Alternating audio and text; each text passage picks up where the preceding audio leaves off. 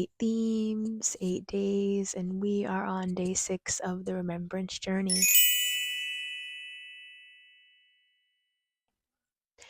Today's theme surrounds Divine Howler, which is my new username and my newest username.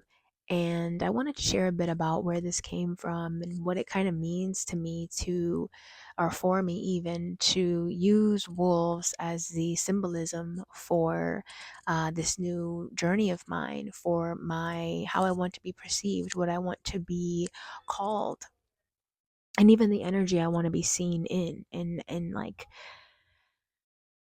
the theme that surrounds me. So I wanted to choose Divine Howler and wolves, the connection to wolves, because I feel like when wolves howl, like you hear them.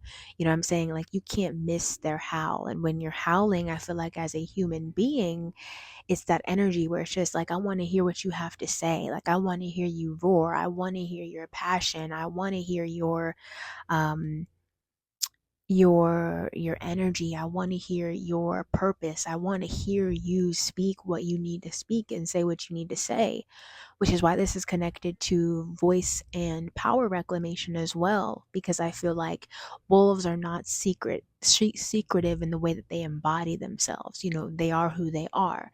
And they're not only are they who they are, but they also have this like wolf pack mentality, right? This sense of chosen community, chosen family, energy, that it is this sense of chosen family energy, which is what I want to embody, which is what I want to experience. And so it's interesting to me because I hadn't really thought too much about it. When I came up with Divine Howler and started using wolves, it just kind of like came to me. And I was like, you know what?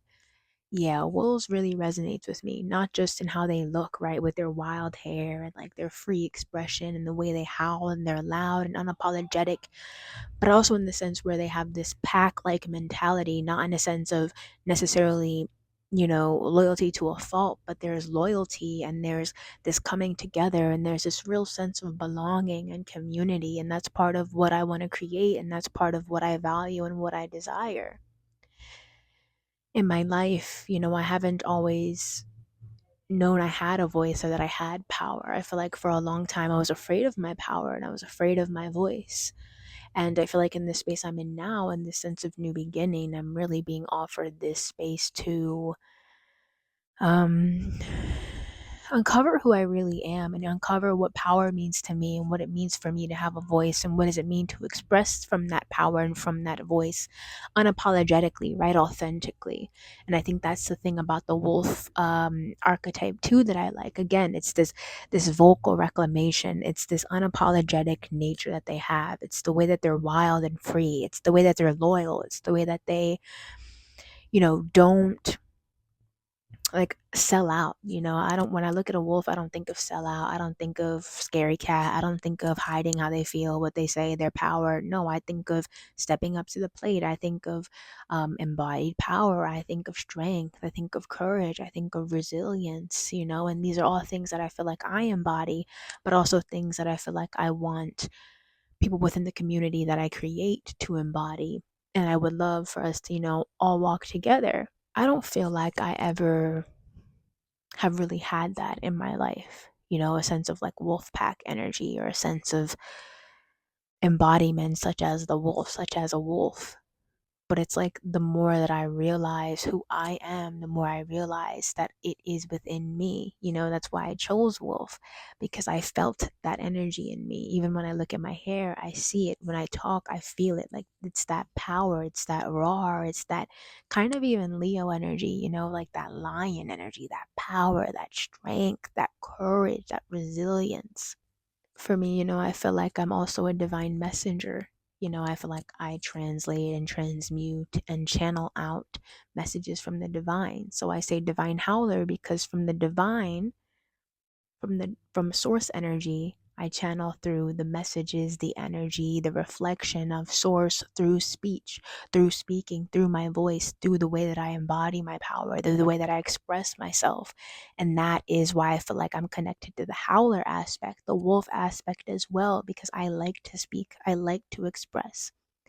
And even attaching myself to this name, it makes me kind of automatically intuit that energy into and out of myself, where I feel like I don't speak because I'm aligning with this archetype. I'm learning to more.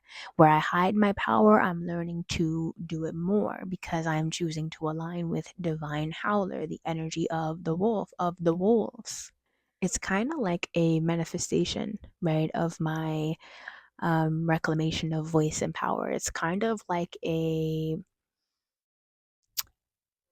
realization of where I've always belonged. Obviously, I'm not a wolf, but as a human being, I feel like it just translates into that sense of community, right? And chosen family, and knowing who you are and embodying that, and learning who you are and embodying that, being all the wild parts of you and all the other parts of you and all the other parts of you, and really just letting yourself exist.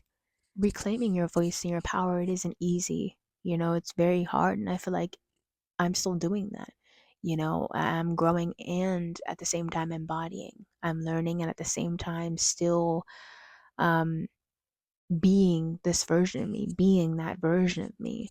But it's easier said than done. I think a lot of people can feel like, just say this, just do that. But a lot of us have been taught to suppress our power and repress our power and fear our power and silence our voices and not know what we have to say and not express how we feel. But the truth is that, like, the work and the healing and the growth really is in unlearning that, right? And relearning what really aligns with you and what you really want and what you really see for yourself. And if that's, you know, the wolf archetype or the unicorn archetype or the fairy archetype, which I resonate with those as well. There's many that I resonate with. Then let that be that, and let yourself tap into it. We have to kind of let ourselves tap into new things and even explore to figure out what power means to us, where our power is, what our voice is, what do we want to say, and create that safe space for ourselves to express it and to do it and to be it and to embody it. And this life is always challenging us every single day with the distractions that I'm experiencing today, or with, your mind or external people, situations, and just life. It's always challenging you every day. And it's always asking you, are you going to remain true to who you are? Like, because there are so many things in this world that want you to forget who you are, right? They want you to forget your innate, right? Innate power and value in the power and value in your voice as well. And so when we don't give it that power and we keep leaning in and we keep doing what we're called to do and we keep showing up and we keep doing what it is our heart's desire, that's where we're really fun. And that's where I've found that I'm really finding my voice and my power. I don't support the oppressive systems that want us to deny our voices, dim our voices, hide our voices, and lie to ourselves.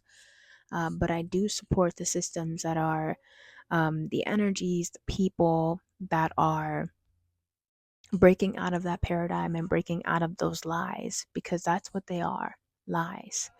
And every single step you take, you realize more and more just how much they've lied to us, just how much we've been lied to. And it really opens your eyes to the possibility, right? And even to perspective that you didn't see, right? In perspectives of yourself that you didn't really consider, and ways of being that you didn't know you had access to. But there is more access than we think, and we just have to let ourselves venture out and experience and learn, but also embody and teach, while also still growing. And I think that's part of it too, letting yourself be many things at one time. People may look at wolves and think, oh my God, they're scary, they're this or that. But are they? Or is that just one way they can be perceived, or one way they can live life and do things?